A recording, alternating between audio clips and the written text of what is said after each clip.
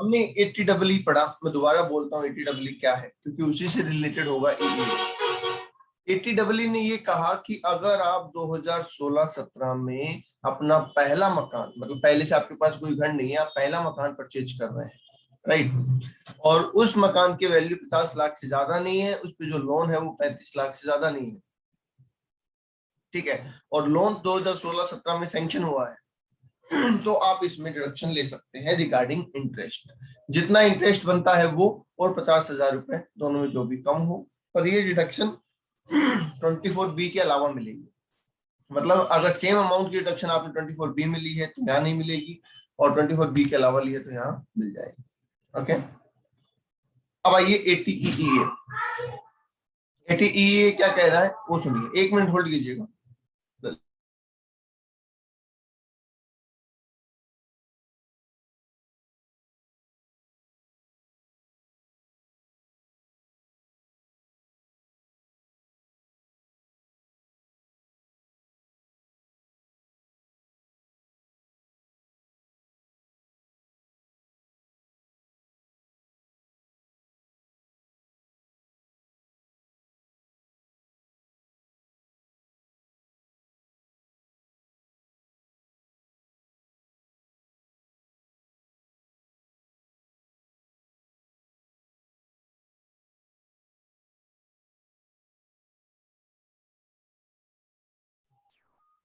Okay, ठीक है।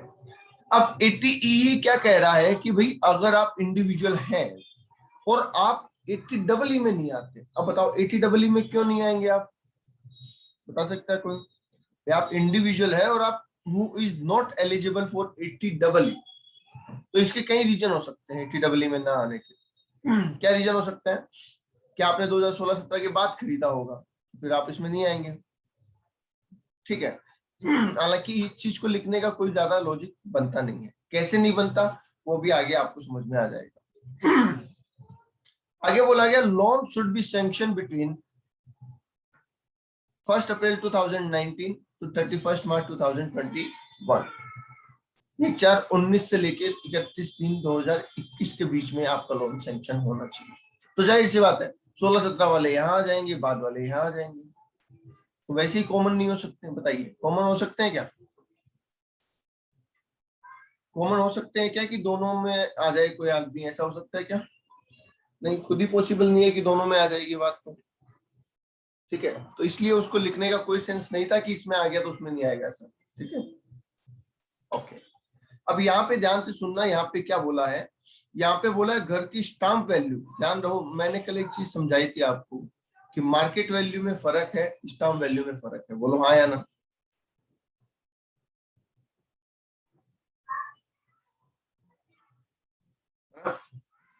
Market value कुछ भी हो सकती है जितने में प्रॉपर्टी मार्केट में बिकाऊ है, जबकि स्टाम्प वैल्यू फिक्स होती है, गवर्नमेंट रेट है, राइट।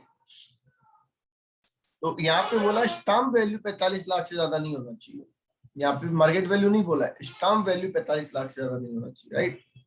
आपके पास पहले का कोई घर नहीं होना चाहिए, ठीक है। 24B के अलावा ये भी डिडक्शन मिल जाएगी। और अगर आशीष ने लोन लिया है, लोन जो लेना है वो फाइनेंशियल इंस्टीट्यूशन से लेना है, ये सकते हैं, बताइए क्लियर है क्या ये सारी कंडीशंस?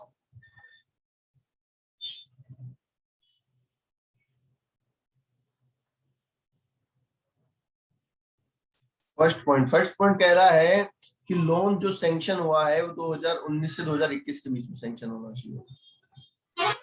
जैसे वहां पे 16-17 में होना था, यहाँ पे 19-21 में होना है,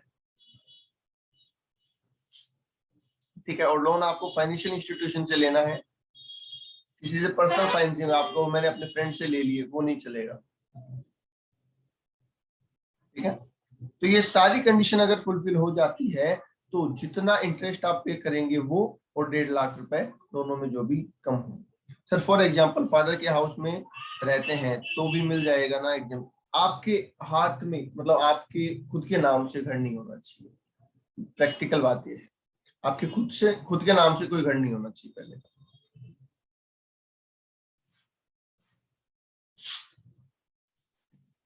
ठीक है। आपके फादर का घर है, आप उसमें रहते हैं, उस कोई बात नहीं, आप क्लेम कर सकते हैं। ऐसे तो मान लो किसी के फादर ने किसी को घर से निकाल दिया तो उसके पास तो घर है ही नहीं ना, तो वो तो इंडिविजुअल है, और इंडिविजुअल है तो उसको तो एलिजिबिलिटी है, राइट। चलो, ATEEA समझ में आ गया।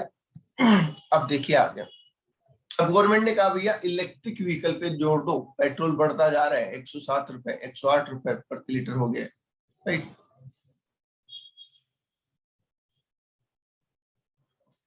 तो उस चीज को रोकने के लिए भी और भी एनवायरनमेंट को भी बचाने के लिए इलेक्ट्रिक व्हीकल पे फोकस किया जा रहा है। आने वाले 5-7 साल में आप देखेंगे मोस्टली व्हीकल इलेक्ट्रिक मिलेंगे आपको।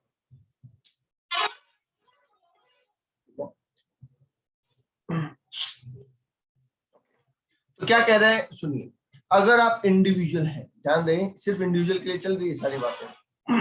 अगर आप इंडिविजुअल है, चाहे रेजिडेंट चाहे नॉन रेजिडेंट, कोई दिक्कत नहीं है, और आपने लोन लिया है, किस चीज के लिए? इलेक्ट्रिक व्हीकल के लिए लोन लिया आपने। आपने लोन लिया है किस चीज के लिए? इलेक्ट्रिक व्हीकल के लिए लोन लिया है। और कब लिया? 1/4/19 से 31/3/23 के बीच में लिया, 19 से 23 के बीच में, ठीक है। तो आपको रिडक्शन यहाँ पे मिल जाएगी, कितनी मिल जाएगी? एक्चुअल इंटरेस्ट और 1.5 लाख रुपए जो भी कम, एक्चुअल इंटरेस्ट और 1.5 लाख रुपए जो भी कम हो। बोलिए क्लियर है?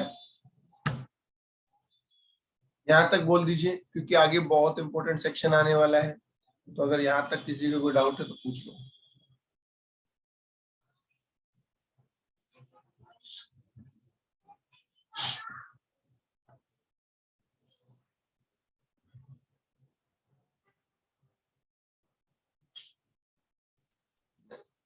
क्लियर है? चलिए नेक्स्ट सुनिए, मोस्ट मोस्ट मोस्ट मोस्ट, इसका मतलब अगर इंडिविजुअल का क्वेश्चन आता है तो इसके आने के चांसेस 100% है, ठीक है। 100% ये पॉइंट आएगा ही आएगा, ठीक है। क्या है ये सेक्शन, समझिए इसको ध्यान से। कुछ बातें पहले मैं आपको बोल के बता रहा हूँ, तो उनको बड़े ही ध्यान से अपने माइंड में बैठा लीजिए। देखिए, यहाँ गवर्नमेंट चाहती है कि आप पैसा डोनेट करें, डोनेशन दें आप, क्योंकि मोस्टली काम जो है डोनेशन से चलते हैं। तो आप, गरीबी बहुत है इंडिया में, तो उसको हटाने के लिए, उसको मैनेज करने के लिए बहुत सारे एनजीओ बने हुए हैं, बहुत सारे ट्रस्ट बने हुए हैं, बहुत सारी गवर्नमेंट की भी ऑर्गेनाइजेशन बनी हुई है, राइट। तो उन सब ऑर्गेनाइजेशन को फंड की रिक्वायरमेंट होती है ताकि वो क्या कर सके, इन सारे कामों को कैरी फॉरवर्ड कर सके, राइट। उसके लिए क्या बोला गया है कि आप डोनेट करो। आपने कहा सर डोनेट हम हमारे हिसाब से कर देंगे, आपको क्यों करें? तो आप गवर्नमेंट को बोलते हो कि हम डोनेट उसको क्यों करें जिसको आप बता रहे हो, हम हमारे हिसाब से कर देंगे। हमको किसी अनाथ आश्रम को देना है, हमारे मोहल्ले में कुछ बांटना है, हमारे सर्कल में हमारे रिश्तेदार को कुछ देना, दे देंगे, आपको क्यों दे? तो गवर्नमेंट ने कहा देखो, आप किसी को भी डोनेट करो, हमें कोई दिक्कत नहीं है, पर अगर हम जहां बता रहे हैं आप वहां डोनेट करते हैं तो हम आपको टैक्स में बेनिफिट। अब टैक्स में बेनिफिट का नाम सुनते ही मुंह में पानी आया, लालच आया? हाँ हाँ, बताओ बताओ क्या स्कीम? तो स्कीम क्या है सुनिए। उन्होंने कहा आप कोई भी हो, आप इंडिविजुअल हो, एचयूएफ हो, फर्म हो, कंपनी हो, हमें कोई दिक्कत नहीं है, हमें तो डोनेशन से मतलब है, डोनेशन दे दो, ठीक है। तो पहली बात तो ये सेक्शन सबके ऊपर लगता है। दूसरी बात, अब इनकी कुछ शर्तें हैं, शर्तें जेन्युइन है, बिल्कुल गलत नहीं है। कैसे? पहली बात ये बोल रहा है कि आप मनी डोनेट करेंगे, चीजें डोनेट नहीं करेंगे। काइंड में अगर आप डोनेट करते हैं तो डिडक्शन नहीं मिलेगी। क्यों? क्योंकि देखिए काइंड में किसी चीज का वैल्यूएशन नहीं होता। आप कहते हैं हम बच्चों के लिए कपड़े लेके जा रहे हैं, हो सकता है कोई आदमी लेके जाए 5,000 के कपड़े और वहां जाके बोले मैं 20,000 के कपड़े लेके आया हूँ। बताओ पॉसिबल है क्या? पॉसिबिलिटी है क्या कि कोई 5,000 के कपड़े लेके जाए और वहां जाके बोले मैं 20,000 के कपड़े लेके आया हूँ, रसीद बनाओ? हाँ, तो ये तो अनड्यू फायदा उठाने वाली बात हो जाएगी। यस। तो इसलिए बोला काइंड नहीं चलेगा। अब कोई बोलेगा खाना लेके जाएंगे, हम बच्चों को खाना खिलाएंगे, उसका भी कोई वैल्यूएशन नहीं। तो कहा कि नहीं, काइंड नहीं, बिल्कुल नहीं चलेगा, 1 रुपए का भी नहीं चलेगा। आप दो काइंड डोनेशन, हम मना नहीं कर रहे, पर हम उसकी डिडक्शन नहीं देंगे आप। हम डिडक्शन सिर्फ उसी की देंगे जो आप कैश मनी पेमेंट करेंगे। ठीक है। Next one is only to approved institution. हम आपको डिडक्शन तभी देंगे जब आप अप्रूव्ड इंस्टीट्यूशन को देंगे। आपने फुटपाथ पे रहने वाले किसी बंदों को 500 रुपए बांट दिए, उसका कोई डिडक्शन हम आपको नहीं देंगे। समझ गए? आपने किसी बच्चे को फ्री में पढ़ा दिया, मतलब कोई आपके पास आया कि मैं गरीब आदमी हूँ, मुझे पढ़ना है, आपने कहा पढ़ा देंगे, उसको आपको कोई डिडक्शन नहीं देंगे हम। ठीक है। तो आप बिना, भाई वही बात है ना, इसमें भी सेम चीज आ जाती है कि आप झूठी हाँ कर दोगे कि मैंने इतना डोनेट किया है, कैसे वेरीफाई होगा? तो कहा गया कि अप्रूव को इंस्टीट्यूशन को दोगे तो ही हम उसको अलाउ करेंगे। अप्रूव मीन्स 12AA में एक रजिस्ट्रेशन लेना पड़ता है, 80G में भी एक रजिस्ट्रेशन होता है। तो जितने भी एनजीओ वगैरह होते हैं वो 80G में रजिस्ट्रेशन करवाते हैं अपना। तो जिनको 80G में रजिस्टर्ड किया गया है उन्हीं को डोनेशन देना यहाँ पे अलाउ किया गया है, which is approved under section 80G, ऐसे बोल रहा हूँ। तो आप चाहते हैं कि आपके ट्रस्ट में जो पैसा डोनेट हो उसकी डिडक्शन सामने वाले को मिले, तो आपको अपने ट्रस्ट को रजिस्टर करवाना पड़ेगा यहाँ पे। ओके। नेक्स्ट पॉइंट कहा गया कैश डोनेशन नहीं देना है आपको। 2000 तक का कैश दे सकते हैं, 2000 से ज्यादा कैश नहीं दे सकते। ठीक है। अगर आपने 2000 ज्यादा कैश दिया तो कोई दिक्कत नहीं है, हमें कोई दिक्कत नहीं है, पर हम डिडक्शन नहीं देंगे। समझ गए? मतलब आप 1100 रुपए कैश देते हैं और बोलते हैं मैंने 1100 रुपए कैश दिए, ठीक है, ओके, अलाउ कर देंगे हम। पर आप कहते हैं हमने 2100 रुपए कैश दिए, हम उसका डिडक्शन नहीं देंगे, आप पूरा ही नहीं देंगे। ऐसा नहीं है कि 2000 तक नहीं देंगे बाकी दे देंगे, ऐसा कुछ नहीं। 2000 से ज्यादा होते ही पूरा ही डिसअलाउड हो जाएगा, ऐसे बोल सकते हैं। क्लियर है तीनों पॉइंट? ओके। एक पॉइंट यहाँ पे नहीं लिखा हुआ, मैं लिख देता हूं।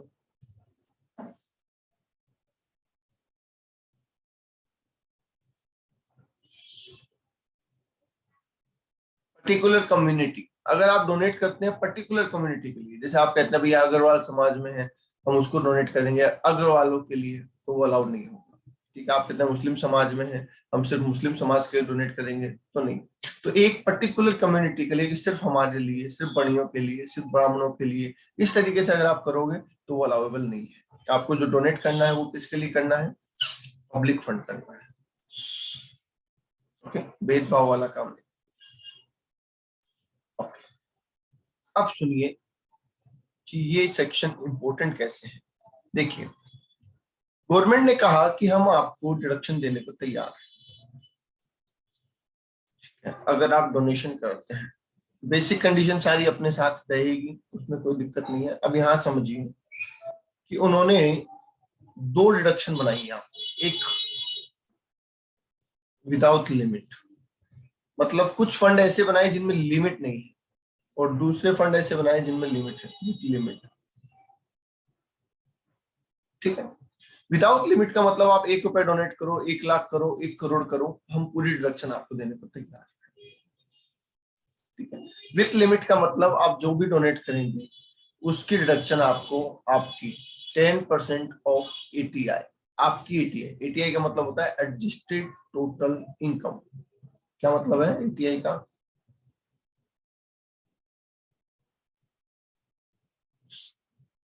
Adjusted total income. तो आप इस कैटेगरी में अगर डोनेट करेंगे तो एडजस्टेड टोटल इनकम के 10% से ज्यादा डिडक्शन नहीं मिलेगी आपको, राइट? और जबकि इधर करेंगे तो कोई दिक्कत नहीं है, कितना भी डोनेट करो चलेगा। क्लियर? अब इसमें भी कैटेगरी बनाई गई है। ये तो हो गई, दो टाइप हो गई, और यहाँ पे कैटेगरी बनाई गई है 100% और 50% एलिजिबल। यहाँ पे भी 100% और 50% एलिजिबल। मतलब अभी बताते हैं। मतलब देखिए, मान लीजिए यहाँ पे ए फंड का नाम लिखा है, यहाँ पे बी फंड का नाम लिखा है, यहाँ पे सी, यहाँ पे डी, यहाँ पे ई, यहाँ पे एफ, और यहाँ पे लिखा जी प्लस अदर। ठीक है। अब ध्यान से सुनना, अगर मैं ए फंड में 1 लाख रुपए डोनेट करता हूँ, ध्यान से सुनना, अगर मैं ए फंड में 1 लाख रुपए डोनेट करता हूँ, क्या वो 100% एलिजिबल है? चेक कीजिए, पहले एलिजिबिलिटी चेक कीजिए, क्या वो फंड 1 लाख रुपए 100% एलिजिबल है? यस। क्या उनके ऊपर कोई लिमिट है? नहीं। तो इसका मतलब क्या मुझे 1 लाख की डिडक्शन मिल जाएगी? अच्छा, सेम चीज बी में होगी। बी में मैंने अगर 50,000 डोनेट किए तो 50,000 का 100%, 50,000 एलिजिबल है, पहले एलिजिबल निकाल लो, एलिजिबल है 50,000, उसमें कोई लिमिट है? नहीं। तो इसका मतलब मुझे 50,000 की डिडक्शन मिल जाएगी, राइट?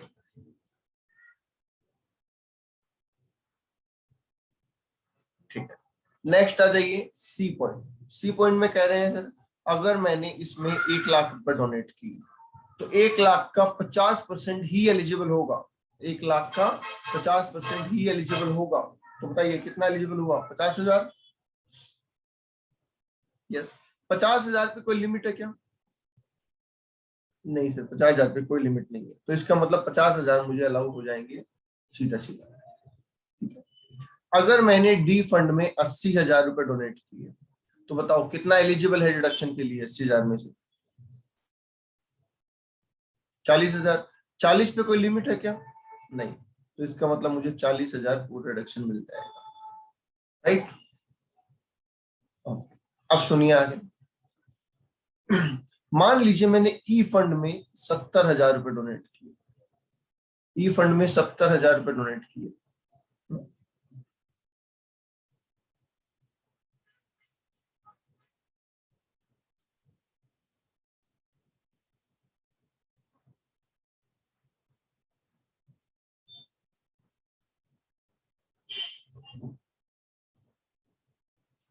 शशांक नाम से 2 लोगों ने ज्वाइन कर रखा है क्या? शशांक,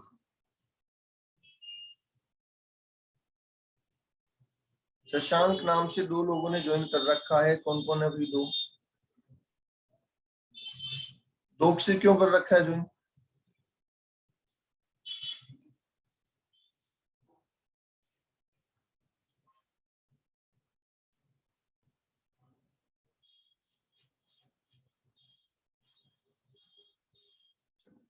दो से दिखा रहा है आपको।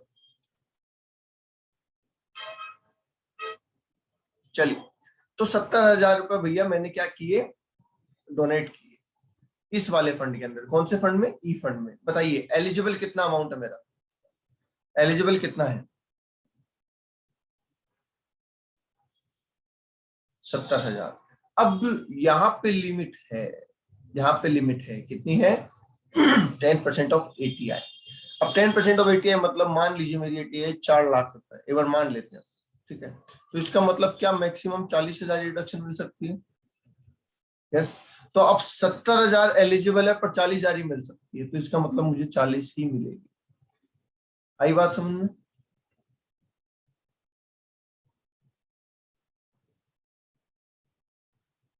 अब मान लीजिए कि अगर मैंने 50,000 डोनेट किए होते, 70 नहीं होता, है ना, 70,000 नहीं होता, सिर्फ 50,000 डोनेट किए होते, तो एलिजिबल कितना होता? 50,000। 100% है तो 50,000 एलिजिबल हो जाएगा, पर लिमिट 40,000 है, तो यहाँ पे भी मुझे कितना मिलता? 40 ही मिलता। बोलिए, यहाँ तक बात समझ में आ गई? 100% without limit, 50% without limit, 100% with limit, यहाँ तक बात समझ में आ गई?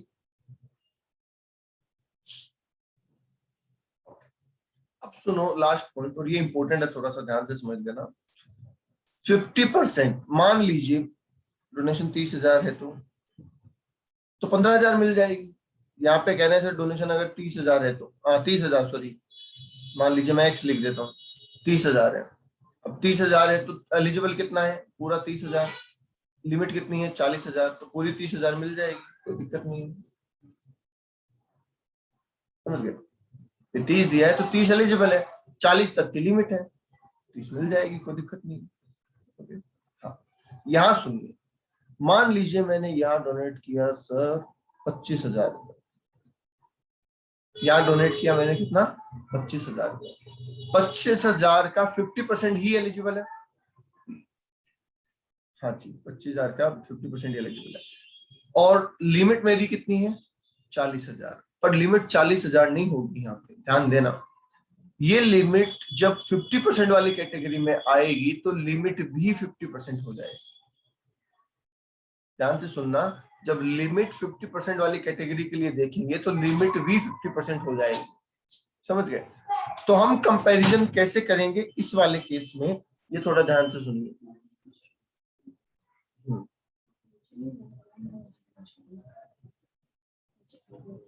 एक सेकेंड आप।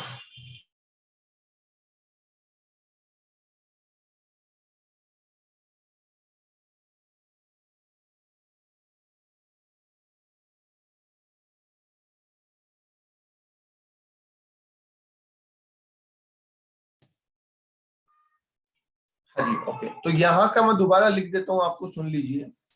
50% ऑफ डोनेशन और 50% of limit which ever is less, ऐसा लिखूं चलेगा? क्योंकि जब लिमिट 50% वाली कैटेगरी में आएगी तो वो खुद भी 50% हो जाएगी। समझे? बोलिए, क्लियर है क्या यहां तक बातें? अब इसमें ओके, क्लियर है। एक पॉइंट और बताना है मुझे, वो सुनिए। चलो इसको हटा देता हूं मैं एक बार के लिए, इसको हटा दूं एक बार।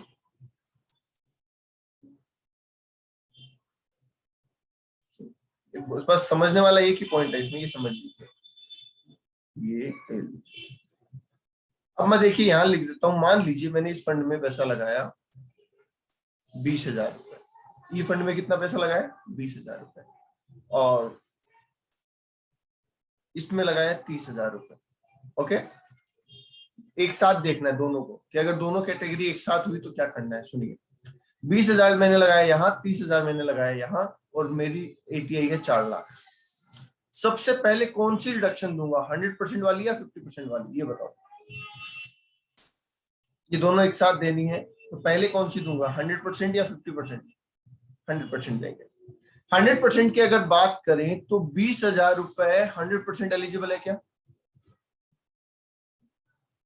हाँ, ये 20,000 100% एलिजिबल है और लिमिट के अंदर भी है क्या? हाँ, तो ये तो क्या हो गया, ओके, पूरा 20,000 अलाउ हो गया, राइट? बताइए, पूरा 20,000 अलाउ हो गया।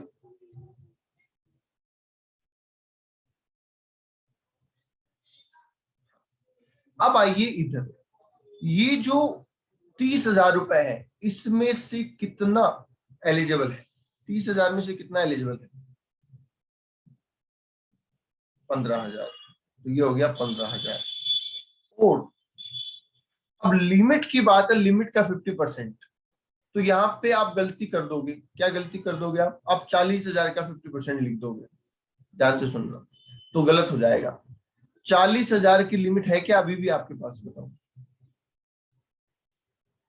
नहीं, 40 की लिमिट नहीं है। 40 में से 20 की तो यूज कर चुके हो ना आप। भाई 40 की लिमिट में से 20,000 की लिमिट तो यूज कर चुके हो ना। अब बची कितनी है, 20,000। और जब वो 20,000 की लिमिट 50% वाली कैटेगरी में उतरेगी तो क्या वो भी 50% हो जाएगी? यस। तो 50% ऑफ डोनेशन और 50% ऑफ रिमेनिंग लिमिट, ऐसे भी बोल सकता हूं मैं, अगर दोनों डोनेशन एक साथ हुए तो, राइट? तो मुझे यहाँ पे 10,000 और मिल जाएगा, तो टोटल मुझे 30,000 की छूट मिलेगी। ठीक है, मेरी डोनेशन था 50,000 का, एटीआई थी 40,000 की, पर मुझे छूट 30,000 की ही मिली। बोलिए, बात समझ में आ गई?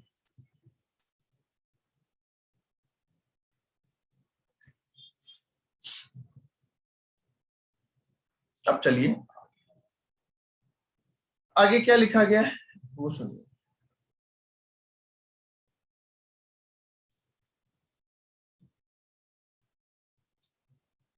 आगे क्या है वो सुनिए। सर हमें पता कैसे चलेगा, ये तो एग्जांपल लिख दिया ABCDEFG। हमें कैसे पता चलेगा कि 100% वाले डोनेशन कौन से हैं, 50% वाले कौन से हैं, यहाँ कौन से हैं, यहाँ कौन से हैं? तो आपको सबसे पहले तो ये याद करने हैं, क्योंकि इसमें 4 ही डोनेशन आते हैं। ठीक है, सबसे पहले आपको ये याद करने हैं, इसमें 4 ही डोनेशन है। इसमें राजीव गांधी, नेहरू परिवार, गांधी परिवार है। तो जवाहर, ऐसे याद कर लीजिए आप, जवाहरलाल नेहरू मेमोरियल फंड। ठीक है, फिर राजीव गांधी, फिर इंदिरा गांधी। ठीक है, तो 3 तो ये हो गए, जवाहरलाल नेहरू, राजीव गांधी, इंदिरा गांधी। ठीक है, और फिर आता है पीएम ड्रॉट रिलीफ फंड।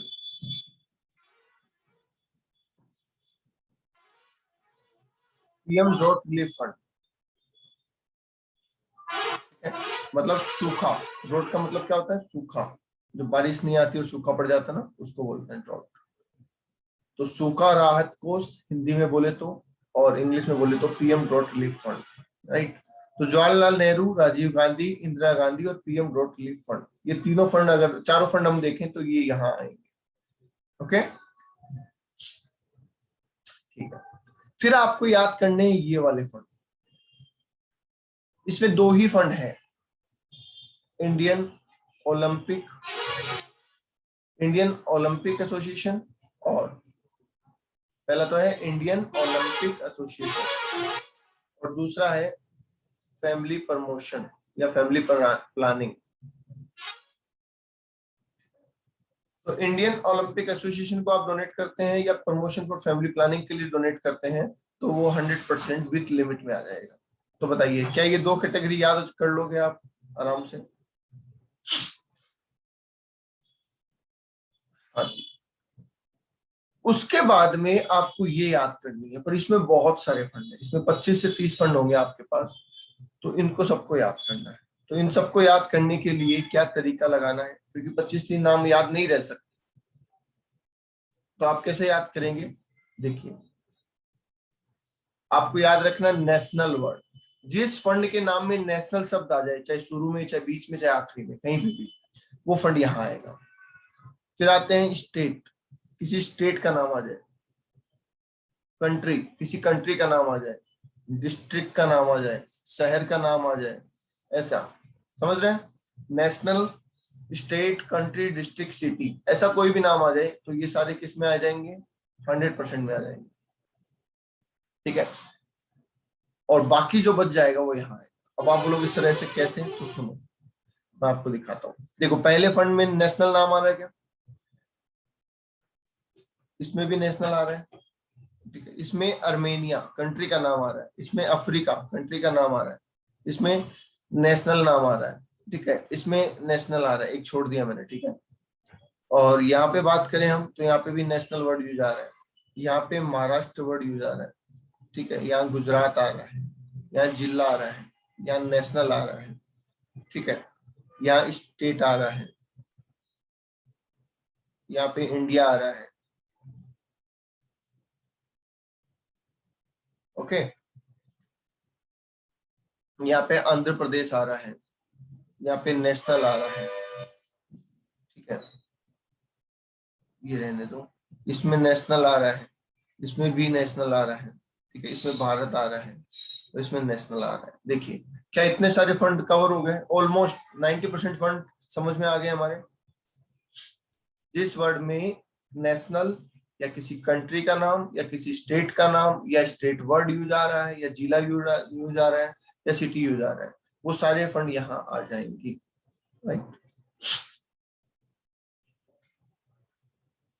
तो अब यहाँ पे ऐसे फंड जो आपको कंप्लीटली याद रखने हैं, फिंगर टिप्स पे रखने हैं, वो और सुन लो।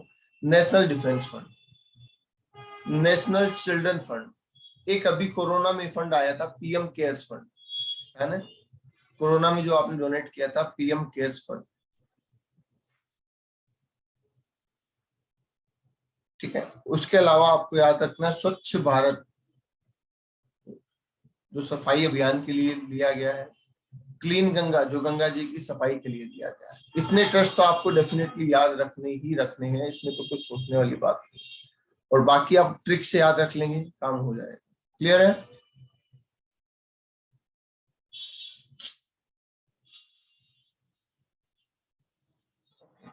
इधर मैंने आपको बता दिए थे जवाहरलाल नेहरू, इंदिरा गांधी, राजीव गांधी और PM drought relief fund.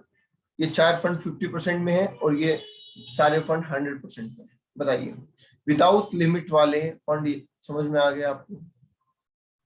100%, 50%, without limit. Okay, अब विथ लिमिट में देखिए 100% में प्रमोशन ऑफ फैमिली प्लानिंग और इंडियन ओलंपिक एसोसिएशन है, और 50% में अब जो बच गया ना वो सब 50% में आ जाएगा।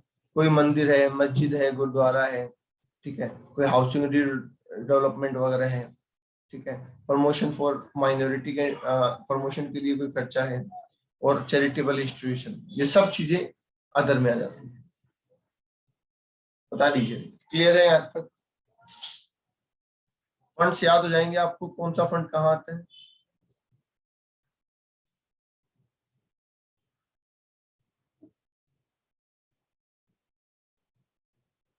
ओके, अब समझ लीजिए एक लास्ट पॉइंट समझ लीजिए, ATI adjusted total income. Adjusted total income कहाँ काम आया था? लिमिट निकालने के काम आया था। तो होता क्या है एडजस्टेड टोटल इनकम? तो इसके लिए सुनिए आपको क्या करना है। सबसे पहले आपको जीटीए लेना है, ग्रॉस टोटल इनकम, अलग से वर्किंग नोट के अंदर। जो हम कैलकुलेशन कर रहे हैं वो तो कर ही रहे हैं, वर्किंग नोट में आपको अलग से ही लेना है। अब इसमें से ये स्पेशल रेटेड इनकम कम करनी है, कौन कौन सी? एलटीसीजी, एसटीसीजी और नॉन रेजिडेंट की कुछ इनकम। हालांकि ये आपको नहीं मिलेगा देखने को, ये आपके एप्लीकेबल ही नहीं है, तो ये चीज नहीं मिलेगी आपको। तो आपको तो एलटीसीजी कम कर देना है, एसटीसीजी कम कर देना है, और अदर डिडक्शन मतलब एटीसी बी वगैरह जो है ना वो सारी कम कर देनी है एटीजी से पहले, एटीजी को छोड़ के। कहने का मतलब ये है कि एटीजी की कैलकुलेशन आपको सबसे आखिरी में करनी है। एटीजी की कैलकुलेशन आपको सारी डिडक्शन देने के बाद करनी है, और उन सारी डिडक्शन को आपको लेस कर देना है पहले, तब जाके एटीआई आएगी। क्लियर है?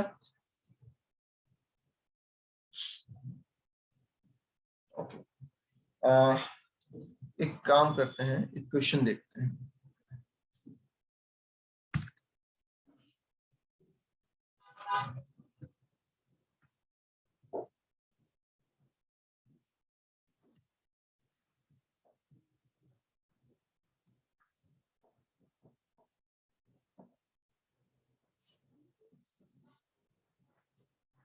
क्वेश्चन नंबर 9, 8 तक तो कर लिए थे अपन ने, क्वेश्चन नंबर 8 तक तो हम वैसे भी कर चुके हैं। क्वेश्चन नंबर 9, अब पहले मैं आपको 5 से 7 मिनट का टाइम दे रहा हूँ। अब 4 कॉलम बनाइए अपनी कॉपी में, 100% विथ, 100% विदाउट, 50% विथ, 50% विदाउट, इस तरीके से 4 कॉलम बना लीजिए जैसा अभी मैंने बताया था। और इन सारे डोनेशन यहाँ से अलग अलग कैटेगरी में डिवाइड कीजिए। करो फटाफट करो।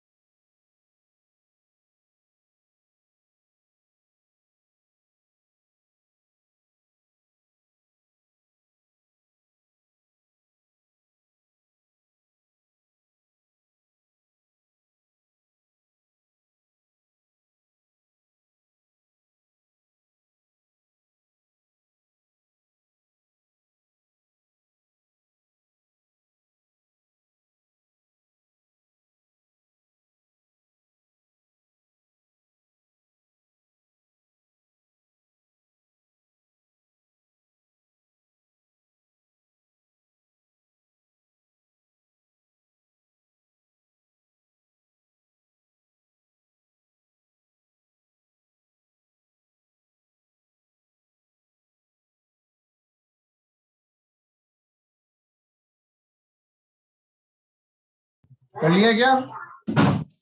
हाँ जी, कर लिया क्या?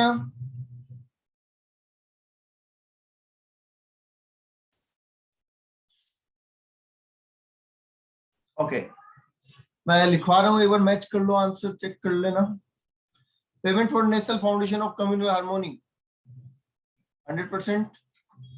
Donation fund Gujarat 100%। इंदिरा गांधी 50%। डॉट relief fund 50%। Approved charitable institution 50%। Family promotion 100%। Poor boy for higher education नहीं मिलेगा, ठीक है। क्यों नहीं मिलेगा? क्योंकि अप्रूव्ड इंस्टीट्यूशन को नहीं है। Donation of cloth to an approved, cloth कपड़े हैं तो नहीं मिलेंगे, ठीक है। और donation to charitable institution for construction of home for particular community नहीं मिलेगा। आई होप आप सब लोगों ने कैटेगरी सही बनाई होगी। चलिए तो इसको बाकी कंप्लीट करेंगे हम कल, आज के लिए इतना ही करेंगे। कल इस क्वेश्चन को कंप्लीट करेंगे, आप एक बार ट्राई करना आपके हिसाब से। ओके, चलिए आज के लिए इतना ही। Thank you.